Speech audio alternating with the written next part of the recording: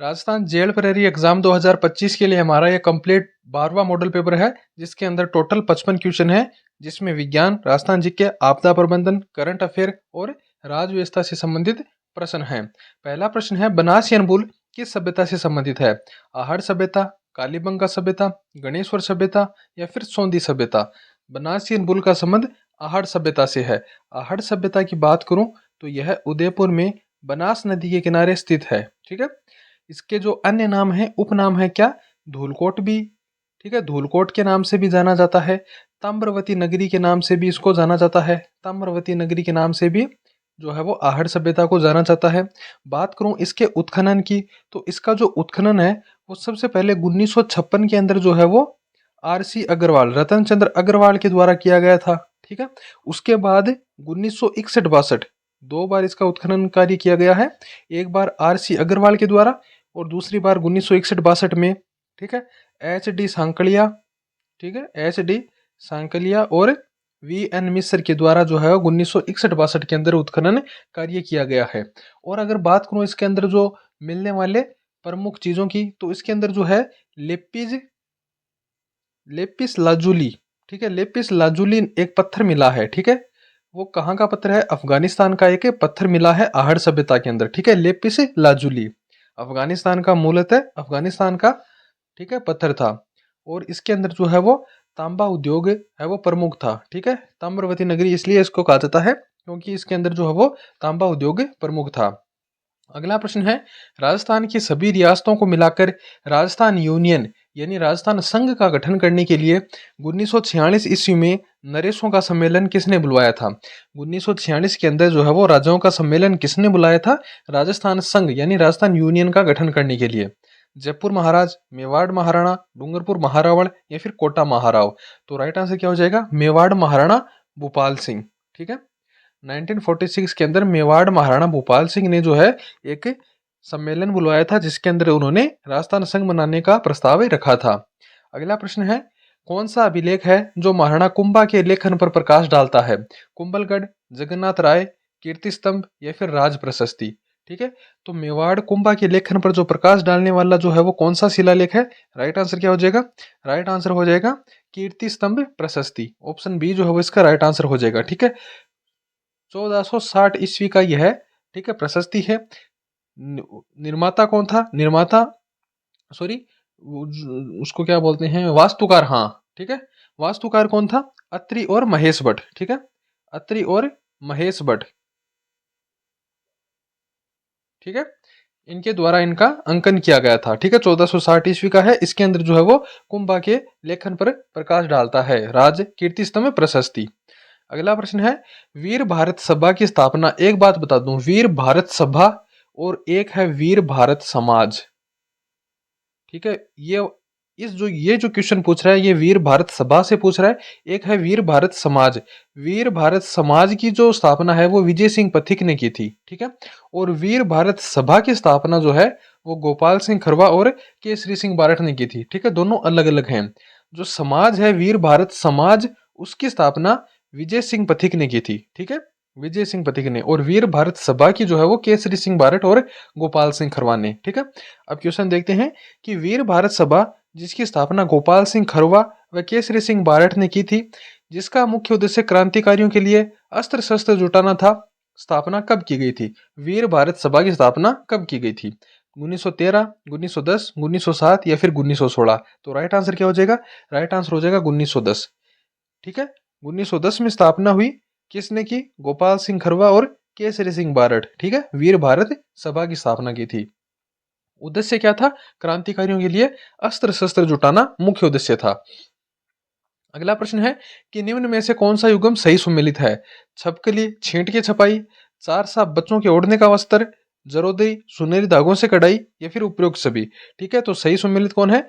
Option D. ठीक है। तीनों ही जो है वो सही सुमेलित हैं। अगला प्रश्न है कि निम्न में से कविराज श्यामल दास द्वारा रचित महत्वपूर्ण कृति कौन सी है? वीर विनोद, वंश भास्कर, पृथ्वीराज रासो या अल्लाखंड? तो राइट आंसर क्या हो जाएगा? श्यामल दास द्वारा जो है वो वीर विनोद की रचना की गई थी। ठीक है।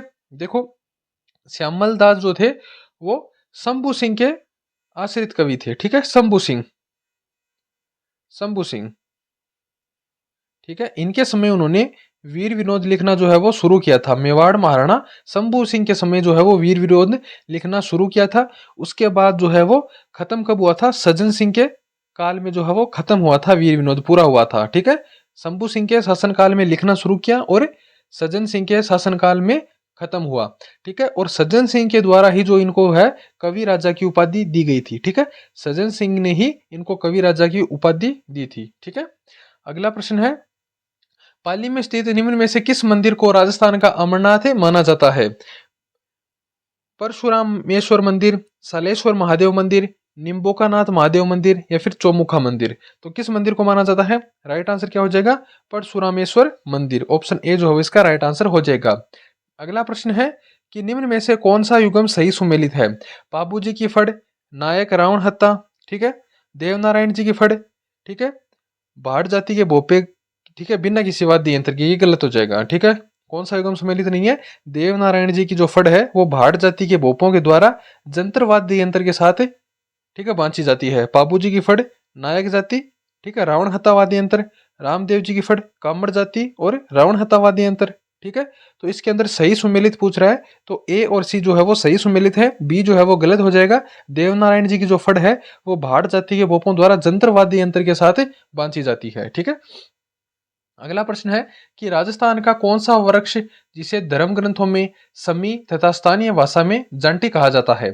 खेजड़ी, पीपल, खेर या फिर महुआ? तो स्थानीय भाषा में जांटी किसको कहा जाता है? खेजड़ी को कहा जाता है। ठीक है, राजस्थान का राज्य वृक्ष है। 1983 के अंदर जो है वो इसको राज्य वृक्ष के जो है वो दर्जा दिया गया था। 1983 के अंदर जो है वो इसको राज्य वृक्ष का दर्जा दिया गया था। देखो एक सिंपल सा मेथड बताता हूँ। ठीक है, जो हमारे राष्ट्रीय प्रतीक है ना, जैसे पक्षी और जो पशु है ना, उसको उन दोनों को जो है वो 1981 के अंदर दिया गया था। ठीक है, तो पशु पक्षी को पहले दिया गया था और जो फूल और वृक्ष है उनको बाद में दिया गया था। ठीक है, तो इसे आप ध्यान में रख सकते हो। ठीक है, तो पहले पशु और पक्षी को दिया गया था 1981 में, फिर 1983 के अंदर जो है वो पेड़ और फूल को दिया गया था। ठीक है, जो सजीव है उनको पहले, ठीक है, एक तरीके से मतलब सजीव का मतलब ये नहीं है कि पेड़, ये जो खेजड़ी है वो सजीव नहीं है। ठीक है, लेकिन मतलब जो पशु पक्षी है ना उनको पहले दिया गया था और खेजड़ी और फूल को, यानी वृक्ष और फूल को है वो बाद में दिया गया था। ठीक है, अगला प्रश्न है कि राजस्थान में लगभग 9 डिग्री देशांतर के मध्य विस्तृत है, जो राजस्थान के पूर्वी व पश्चिम भाग में समय अंतर रहता है। ठीक है, अब इस बात को समझो, ये क्या कह रहा है कि 9 डिग्री देशांतर के मध्य विस्तृत है। देखो आराम से इस बात को समझते हैं। देखिए इस प्रकार से राजस्थान का मान लीजिए ये मैप है। ठीक है, ये बोल रहा है कि लगभग 9 डिग्री देशांतर के मध्य राजस्थान स्थित है। राजस्थान का देशांतर विस्तार कितना है? गुणोत्तर 30 अठिंतर 17। ठीक है, गुणोत्तर डिग्री 30 मिनट और अठिंतर डिग्री 17 मिनट। ठीक है, तो इसके बीच में कितने देशांतर आते हैं? जैसे गुणोत्तर पॉइंट 30 हो गया। ठीक है, फिर जैसे 17 जाएगा 71, 72, 73, 74, 75, 76, 77, 78। ठीक है, फिर अठिंतर पॉइंट 10, 11, 12। ठीक है, इस प्रकार कितने जो है वो कुल, तो अठिंतर पॉइंट 17 में से गुणोत्तर 30 माइनस कर दो। ठीक है, कितने आ जाएंगे? आ जाएगा 8 डिग्री 47 मिनट का अंतर। ठीक है, इनके मध्य जो है वो राजस्थान स्थित है। ठीक है, जैसे देखो राजस्थान का जो शुरू है कटरा गांव जैसलमेर से, 69 डिग्री 30 मिनट से शुरू हो जाता है देशांतरीय विस्तार। ठीक है, देशांतरीय विस्तार क्यों? देशांतर का क्या काम होता है? समय की गणना के लिए होता है। ठीक है, जो खड़ी रेखाएं होती हैं जो देशांतर बोली जाती हैं, इनका जो काम है वो समय की गणना करना है। ठीक है, और जो आड़ी रेखाएं हैं अक्षांशीय विस्तार, उसका काम क्या है? उसका उपयोग होता है जैसे कोई भी क्षेत्र है उसकी जैसे स्थिति का निर्धारण करना, जलवायु का निर्धारण करना। ठीक है, वो क्या करती हैं? तापमान को प्रभावित करती हैं अक्षांशीय रेखाएं, और देशांतरीय रेखाएं सिर्फ समय का गणना के लिए काम में ली जाती हैं। ठीक है, तो ये कितना हो जाएगा? 8 डिग्री 47 मिनट हो जाएगा। तो राजस्थान के इस कोने से लेकर इस कोने के बीच में समय का कितना अंतर है, ये पूछ रहा है क्वेश्चन मेनली। ठीक है, तो कितना पूछ रहा है? लगभग 36 मिनट हो जाएगा। ठीक है, क्यों हो जाएगा? कि 1 डिग्री देशांतर को पार करने में 4 मिनट का समय लगता है। ठीक है, तो 8 डिग्री 47 मिनट को पार करने में कितना लगेगा? लगभग 36 मिनट का समय लगेगा। इसको आप 4 से गुणा कर दो। ठीक है, कितना लगेगा? लगभग 36 मिनट, 35 या 36 मिनट लगेंगे। ठीक है, अगला प्रश्न है कि मरुस्थल में महान मरुस्थल भाग कहां पर स्थित है? जो पूरा मरुस्थल है उसके अंदर महान मरुस्थल भाग है वो कहां पर स्थित है? ठीक है, अरावली के सहारे, जैसलमेर के पूर्वी भाग में, अंतर्राष्ट्रीय सीमा के सहारे, या फिर घग्गर बेसिन में। तो देखो जिस प्रकार से देखो अरावली के इस तरफ जो है वो मरुस्थल है, लेकिन महान मरुस्थल यानी कंप्लीट मरुस्थल जो ज्यादातर मरुस्थल का भाग है वो अंतर्राष्ट्रीय सीमा के सहारे स्थित है। ठीक है, ऑप्शन सी जो है वो इसका राइट आंसर हो जाएगा। ठीक है, अरावली के पूर्वी भाग, इधर पूर्वी भाग है, यहाँ पर मरुस्थल नहीं है। ठीक है, घग्गर बेसिन जो है यहाँ पर इतना मरुस्थल नहीं है। ठीक है, महान मरुस्थल जो है वो अंतर्राष्ट्रीय सीमा के सहारे है। अगला प्रश्न है, राजस्थान में निम्न में से कौन से जिले में मुख्यतः बीहड़ से प्रभावित है? कोटा, सवाई माधोपुर, धौलपुर, बांसवाड़ा, डूंगरपुर, जैसलमेर, भीलवाड़ा, डूंगरपुर, राजसमंद, या फिर अजमेर, भीलवाड़ा, पाली। तो बीहड़ से प्रभावित जो है वो कोटा, सवाई माधोपुर, धौलपुर है। ठीक है, बीहड़ से प्रभावित है। चंबल नदी जो क्या है, उत्खात स्थलाकृति बनाती है। ठीक है, चंबल नदी का प्रवाह क्षेत्र के अंदर क्या करती है, उत्खात स्थलाकृति बनाती है, जिसके अंदर जो है वो कोटा के अंदर सर्वाधिक उत्खात स्थलाकृतियां बनी हुई हैं। ठीक है, अगला प्रश्न है कि राज्य का सर्वाधिक दैनिक तापांतर वाला जिला निम्न में से कौन सा है? जयपुर, ठीक है, जयपुर हो गया, थोड़ा मिसमेट हो गया, जयपुर, जैसलमेर, जोधपुर, या फिर जालौर। तो देखो सर्वाधिक दैनिक तापांतर, दैनिक तापांतर का क्या मतलब है कि जैसे सुबह से लेकर शाम तक जो है तापमान में कितना अंतर हुआ। ठीक है, मान लो एक उदाहरण दे रहा हूं। ठीक है, मान लो कि सुबह जो है वो तापमान 9 डिग्री है। ठीक है, फिर दिन में कितना हो गया, 15 हो गया। ठीक है, रात में कितना हो गया, 19 हो गया। ठीक है, एक उदाहरण देके बता रहा हूँ। ठीक है, ठीक है, तो इस प्रकार देखो अंतर हो गया। ठीक है, कितना अंतर हो गया, 10 डिग्री का अंतर हो जाता है पूरे दिन में। तो इस प्रकार जो है वो दैनिक तापांतर यानी दिन के अंदर जो है वो ताप में अंतर, ठीक है, सर्वाधिक कहां पर पाया जाता है, जैसलमेर में पाया जाता है। ठीक है, और अगर वार्षिक तापांतर की बात करूं तो वो आपके चूरू जिले में पाया जाएगा। ठीक है, वार्षिक तापांतर जो है वो चूरू जिले में सर्वाधिक है और दैनिक तापांतर है वो जैसलमेर में सर्वाधिक है। अगला प्रश्न है कि छप्पन का मैदान निम्न में से किस नदी में स्थित है? छप्पन का मैदान, ठीक है, व्यास, साबरमती, माही और चंबल। राइट आंसर क्या हो जाएगा, छप्पन का मैदान माही नदी, ठीक है, माही नदी में स्थित है। ठीक है, इस प्रकार से माही नदी जो है वो कर्क रेखा को 2 बार काटकर जो है वो राजस्थान में उल्टे यू आकार में बहती है। अगला प्रश्न है, दिल्ली, जयपुर, चित्तौड़गढ़ राष्ट्रीय राजमार्ग का नया नंबर क्या है? NH 62, 82, 48 या फिर 68। तो दिल्ली, जयपुर, चित्तौड़गढ़ राष्ट्रीय राजमार्ग का नया नंबर क्या है? राइट आंसर क्या हो जाएगा, NH 48, NH 48। ठीक है, राजस्थान का सबसे व्यस्तम राजमार्ग है। ठीक है, सबसे व्यस्त राजमार्ग है। ठीक है, जो स्वर्णिम चतुर्भुज योजना है उसके अंदर ये राजमार्ग शामिल है। पुरानी संख्या है वो NH 8 थी। ठीक है, पुरानी संख्या जो है वो NH 8 थी, नई संख्या NH 48 है। राजस्थान का सबसे व्यस्त राजमार्ग है। ठीक है, गोल्डन जो स्वर्णिम चतुर्भुज योजना है उसके अंदर ये शामिल है। ठीक है, और राजस्थान का सबसे लंबा राजमार्ग है NH 52। ठीक है, 793 किलोमीटर है। अगला प्रश्न है, नीचे दी गई सिंचाई परियोजना व उससे संबंधित जिलों का कौन सा युग्म सही नहीं है? काली सिंध परियोजना उदयपुर, पहला ही गलत हो जाएगा। काली सिंध परियोजना कहाँ की है, झालावाड़ की है। ठीक है, जाखम परियोजना प्रतापगढ़ की है, जवाई परियोजना पाली की है, कोठारी परियोजना भीलवाड़ की है। बाकी तीनों सही है, काली सिंध परियोजना है वो झालावाड़ की है। अगला प्रश्न है, राज्य के दक्षिणी पूर्वी पहाड़ी क्षेत्र में विशेषकर डूंगरपुर, बांसवाड़ा, उदयपुर में आदिवासी लोगों के द्वारा जो खेती की जाती है उसे क्या कहते हैं? वादरा कहते हैं। ऑप्शन ए जो है इसका राइट आंसर हो जाएगा। अगला प्रश्न है कि निम्न में से कौन सा एक सही सुमेलित नहीं है? प्रथम औद्योगिक नीति 24 जून 1978, चतुर्थ औद्योगिक नीति 4 जून 1998, राजस्थान निवेश प्रोत्साहन योजना 8 अक्टूबर 2014, मुख्यमंत्री सलाहकार परिषद 8 अक्टूबर 2015। तो ऑप्शन डी जो है वो गलत हो जाएगा, बाकी तीनों है वो सही हो जाएंगे। ठीक है, ये मेरे को पता नहीं है कि कब शुरू हुई थी। ठीक है, तो आप अगर आपको पता है तो आप बता सकते हो, अगर नहीं पता है तो आप कहीं देख के बता सकते हो। मेरे को ये आता नहीं है क्वेश्चन। ठीक है, अगला प्रश्न है कि राज्य में औद्योगिक विकास को गति देने वाली शीर्ष संस्था है। औद्योगिक विकास के लिए जो, ठीक है, यानी जो देखरेख करती है उसके लिए शीर्ष संस्था कौन सी है? रिको, राजफेड, राजसिको या RFC।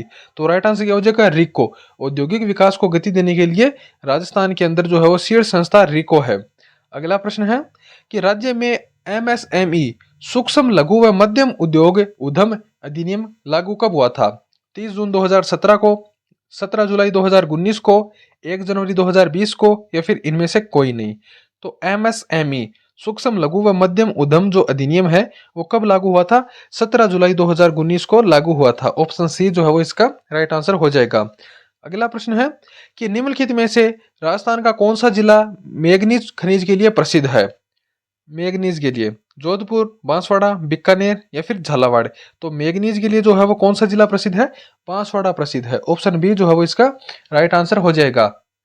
अगला प्रश्न है कि केंद्र सरकार द्वारा संचालित केंद्रीय पशु प्रजनन केंद्र सूरतगढ़ गंगानगर किस नस्ल के लिए प्रसिद्ध है? केंद्रीय पशु प्रजनन केंद्र सूरतगढ़ राठी, मेवाती, गिर या फिर थार पारकर। तो राइट आंसर क्या हो जाएगा? राइट आंसर हो जाएगा इसका थार पारकर। ठीक है, केंद्रीय पशु प्रजनन केंद्र सूरतगढ़ जो है वो थारपारकर नस्ल के लिए प्रसिद्ध है, गाय की नस्ल है। अगला प्रश्न है कि प्रदेश का पहला हाइड्रो एनर्जी प्रोजेक्ट कहां स्थापित किया जा रहा है?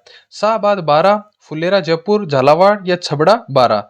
तो पहला हाइड्रो एनर्जी प्रोजेक्ट जो है वो शाहबाद 12 के अंदर जो है वो स्थापित किया जा रहा है। अगला प्रश्न है कि भारत में हरित क्रांति ने निम्नलिखित में से किसके उत्पादन में वृद्धि की है? हरित क्रांति, गेहूं, कोयला, अंडा या फिर कपास। तो राइट आंसर क्या हो जाएगा? गेहूं। हरित क्रांति से जो है वो गेहूं के उत्पादन में वृद्धि हुई है। अगला प्रश्न है कि भारत का पहला पेपरलेस बजट कब प्रस्तुत किया गया था? 2018-19, 2019-20, 2020-21 या फिर 21-22। तो पहला पेपरलेस बजट जो है वो 2021-22 के अंदर जो है वो प्रस्तुत किया गया था। ऑप्शन डी जो है वो इसका राइट आंसर हो जाएगा। अगला प्रश्न है कि भारतीय संविधान के कौन से अनुच्छेद अधीनस्थ न्यायालय से संबंधित हैं?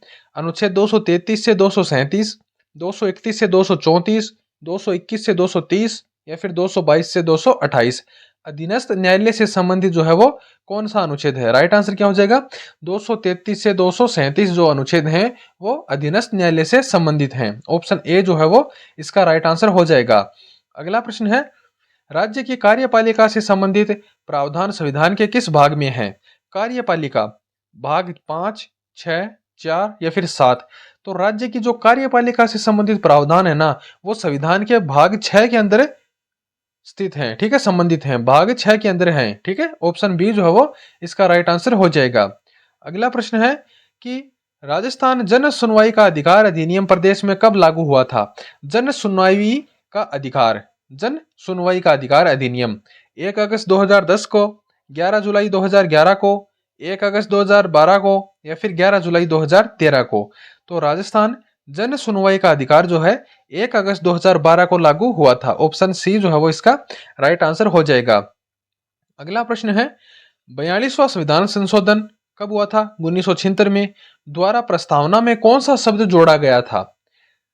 42वां संविधान संशोधन 1976 में हुआ था। उसके अंदर जो है वो प्रस्तावना जो है संविधान की उसके अंदर कौन सा शब्द जोड़ा गया था? लोकतांत्रिक, समता, धर्मनिरपेक्ष या फिर स्वतंत्रता। तो राइट आंसर क्या हो जाएगा? धर्मनिरपेक्ष। जो संविधान की प्रस्तावना है जिसके अंदर ये लिखा गया है कि भारत एक धर्मनिरपेक्ष देश है, ठीक है, तो उसके अंदर धर्मनिरपेक्ष जो शब्द है वो 42वां संविधान संशोधन 1976 के अंदर जो है वो जोड़ा गया था। ठीक है, अगला प्रश्न है कि निम्नलिखित में से कौन सा अंग कार्यपालिका से संबंधित है? राज्यपाल, मुख्यमंत्री, मंत्रिपरिषद या फिर उपयुक्त सभी। तो कार्यपालिका की ये तीनों ही सदस्य होते हैं। ऑप्शन डी जो है वो इसका राइट आंसर हो जाएगा। अगला प्रश्न है कि निम्नलिखित में से कौन सा रासायनिक प्रतिक्रिया का उदाहरण है? रासायनिक अभिक्रिया का उदाहरण है, प्रतिक्रिया नहीं अभिक्रिया। लोहे का चुंबक लगना, मोमबत्ती का जलना, बर्फ का पिघलना या फिर उपयुक्त में से कोई नहीं। तो रासायनिक अभिक्रिया का उदाहरण कौन सा है? मोमबत्ती का जलना रासायनिक अभिक्रिया का उदाहरण है। ऑप्शन बी जो है वो राइट आंसर हो जाएगा। अगला प्रश्न है पूर्ण आंतरिक परावर्तन के द्वारा कौन सी घटना होती है? तारों का टिमटिमाना, हीरे का चमकना, पानी में डूबी हुई लकड़ी का टेढ़ा दिखाई देना या फिर उपयुक्त में से कोई नहीं। तो पूर्ण आंतरिक परावर्तन जो है वो हीरे का चमकना। ठीक है, हीरे का चमकना क्या है? प्रकाश का पूर्ण आंतरिक परावर्तन होने के कारण जो हीरे इतना है वो चमकदार दिखाई देता है। Option B. नेक्स्ट है फोटोकॉर्मिक चश्मे में उपयोग किया जाता है एजीएनओ, एजीसीएल, कियानो या फिर केओएल। तो फोटोकॉर्मिक चश्मे के अंदर किसका प्रयोग किया जाता है? एजी NO3 का उपयोग किया जाता है। ठीक है, NO3 है ये। ठीक है, AgNO3। अगला प्रश्न है कि किस विटामिन की कमी से अंधापन हो सकता है? A, C, D या फिर विटामिन कॉम्प्लेक्स। तो विटामिन ए की कमी से जो है वो अंधापन हो सकता है। अगला प्रश्न है कि लोहा आवश्यक है हीमोग्लोबिन व आरबीसी निर्माण के लिए, सामान्य स्वास्थ्य बनाए रखने के लिए, शरीर के ऊतकों तक पहुंचाने के लिए या फिर उपयुक्त सभी। तो राइट आंसर क्या हो जाएगा? उपयुक्त सभी। अगला प्रश्न है कि इनमें से कौन सा समूह है कि रोग मच्छर के काटने से मनुष्य में फैलते हैं? मलेरिया, फीलपांव, पोलियो, एल्काइलोस्टोमियासिस, रिंगवर्म, डेंगू बुखार, विषाणु मस्तिष्क शोथ, पीत बुखार, फीलपांव, मलेरिया या फिर एस्केरियासिस। तो राइट आंसर क्या हो जाएगा? ऑप्शन सी, डेंगू बुखार, विषाणु मस्तिष्क शोथ और पीत बुखार जो है वो मच्छर के काटने से मनुष्य के अंदर जो है वो फैल सकते हैं। अगला प्रश्न है, मानव के अंडाणु में गुणसूत्र संख्या कितनी होती है? 46 होती है, ठीक है। 23 जोड़ी गुणसूत्र होते हैं, ठीक है, और 46 संख्या होती है। अगला प्रश्न है, जब एक बच्चे का जन्म होता है तो उसका रुधिर पहली बार बहता है, हृदय द्वारा बहाव उल्ट जाता है, एक हृदय से दूसरे में जाना बंद हो जाता है, या फिर अवशिष्टों को पहली बार ले जाता है? तो क्या होता है, जब रुधिर जो है वो क्या होता है कि बच्चे का जब जन्म होता है तो एक आलिंद से दूसरे आलिंद में जाना, ठीक है, बंद हो जाता है। नेक्स्ट है, दूसरे द्रव्य में निम्नलिखित होता है, कम संख्या में तंत्रिका कोशिकाएं, भारी संख्या में तंत्रिका कोशिकाएं, भारी संख्या में तंत्रिका रेशे या फिर तंत्रीबंध। तो दूसरे द्रव्य में निम्नलिखित में क्या होता है?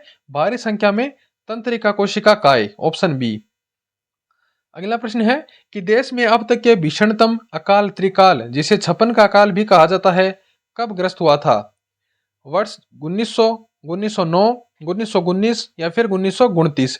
तो जो त्रिकाल है जिसे छप्पन का अकाल बोला जाता है, कब हुआ था? सन 1900 के अंदर। अगला प्रश्न है कि राष्ट्रीय आपदा प्रबंधन योजना निम्न में से किस प्राथमिकता को महत्व दिया गया है? आपदा जोखिम न्यूनीकरण हेतु सेडाई फ्रेमवर्क, सतत विकास लक्ष्य 2025 से 2030, COP 21 में जलवायु परिवर्तन पर पेरिस समझौते के लिए निर्धारित लक्ष्य, या फिर उपयुक्त में सभी। तो राइट आंसर क्या हो जाएगा? उपयुक्त सभी। अगला प्रश्न है कि आपदा पूर्व जोखिम प्रबंधन चरण में निम्नलिखित में से कौन सी प्रतिक्रिया शामिल नहीं है? तैयारी, रोकथाम, शमन और राहत। तो आपदा पूर्व के बाद जो है वो राहत जो है वो इसके प्रक्रिया में शामिल नहीं है। अगला प्रश्न है कि निम्नलिखित में से कौन सा पदार्थ सार्वत्रिक तापमान उत्पन्न करने में योगदान नहीं करता है? सल्फर व नाइट्रोजन के ऑक्साइड, मीथेन, कार्बन डाइऑक्साइड या फिर जलवाष्प। राइट आंसर क्या हो जाएगा? सल्फर व नाइट्रोजन के ऑक्साइड। अगला प्रश्न है कि भारत जापान के बीच संयुक्त सैन्य अभ्यास धर्मगोर्जियन का आयोजन राजस्थान में कहां किया गया था? जैसलमेर, बीकानेर, बाड़मेर या फिर जोधपुर। तो राइट आंसर क्या हो जाएगा? कहां पर किया गया था? बीकानेर के अंदर किया गया था, धर्मगोर्जियन, ठीक है, युद्धाभ्यास भारत जापान के बीच। अगला प्रश्न है, साहित्य अकादमी पुरस्कार 2024 के संदर्भ में निम्नलिखित कथनों पर विचार करो। राजस्थान के मुकुट मणिराज को राजस्थानी भाषा में साहित्य अकादमी पुरस्कार 2024 से सम्मानित किया गया है। यह पुरस्कार उनकी कविता गांव और अम्मा के लिए दिया गया है। तो दोनों ही सही हैं, ठीक है, दोनों ही विकल्प सही हैं। अगला प्रश्न है कि दिसंबर 2024 को दिवंगत हुए भारत के पूर्व प्रधानमंत्री डॉक्टर मनमोहन सिंह के संबंध में कौन सा युग्म असंगत है? प्रधानमंत्री वर्ष 2004 से 2014, आरबीआई गवर्नर 1982 से 85, वित्त मंत्री 1989 से 94, राजस्थान राज्यसभा सांसद वर्ष 1924 से 2019 से 2024। तो राइट जो गलत है वो कौन सा हो जाएगा? वित्त मंत्री वाला जो है वो गलत हो जाएगा, बाकी जो है वो सही है। अगला है, कर्सन वर्ल्ड वाइड, आयरिश मानवीय संगठन और वर्ल्ड हंगर हेल्प जर्मन सहायता एजेंसी नामक यूरोपियन एनजीओ द्वारा वैश्विक भूखमरी सूचकांक में 2024 में भारत कौन से स्थान पर है? 102, 110, 105 या फिर 95। तो राइट आंसर क्या हो जाएगा? 105। अगला प्रश्न है कि 59वां अखिल भारतीय पुलिस महानिदेशक महानिरीक्षक सम्मेलन का आयोजन 29 नवंबर 1 दिसंबर 2024 को कहां किया गया था? तो राइट आंसर हो जाएगा भुवनेश्वर, ओडिशा के अंदर जो है वो यह आयोजन किया गया था।